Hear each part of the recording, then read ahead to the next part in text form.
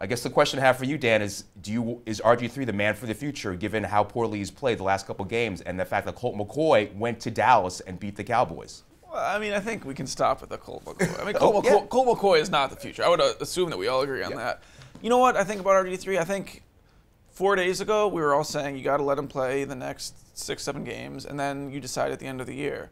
Obviously, he played terribly against Tampa Bay. He did everything wrong against Tampa Bay. But I don't think that changes what we all thought 4 or 5 days ago, which is that you let him play the next 6 or 7 games, then you decide at the end of the year if he's the guy. And, you know, against Minnesota, he certainly did enough to have the Redskins win. Against Tampa Bay, he certainly didn't. But you've put a lot into this, not just the 3 years, but you've also put a lot of draft picks and a lot of resources into this. I don't think you give up after one bad game. Keith, did RG3 do the right thing by saying what he said in post-game? I mean, what he said, I think, made sense, but has he earned the right to be that guy to say, well, we need everyone else to play better, like Tom Brady does all the time?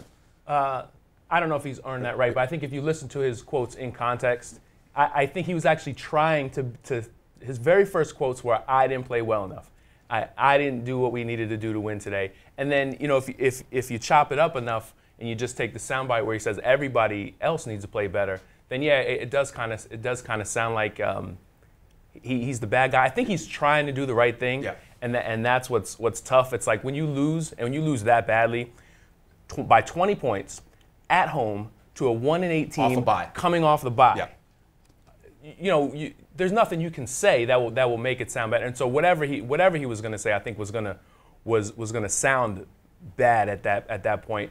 Gruden made the point in his press conference on Monday, where you just talk about yourself, you know, keep it brief, don't offer your opinions on anyone else, because it really does kind of offer up fodder for people to analyze. And when you're angry after a loss, that's what people are going to do. Scott, to that point, should Robert Griffin III have just left it at, it's my fault for the 6 sacks, I have to play better, and then not address any of the other issues? Or was it fair to address everyone? Because it was. I mean, there were a lot of people to blame besides Robert Griffin III for that loss. Right. I mean, it would be a lot less fun for us and for the media as a whole if Gruden and Griffin went all Belichick mode on us. But I mean, at this point, you've got to say, like, what's the harm in doing that if you're the Redskins? It just gets worse and worse every week. And like Keith said, yeah, if you chop it up and you take that one quote, you could construe it as him throwing his teammates under the bus. But if you chop it up and just take the quote where he says, all 6 sacks are on me, you could take it as Griffin taking full responsibility for the loss. So yeah, I think he did probably go too far.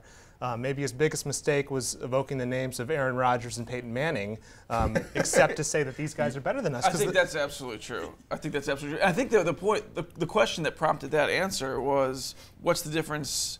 You know, you were so great in 2012, and now it's obviously not working. What's the difference? I think that he was trying not to make the answer all about himself and saying it's not just about me.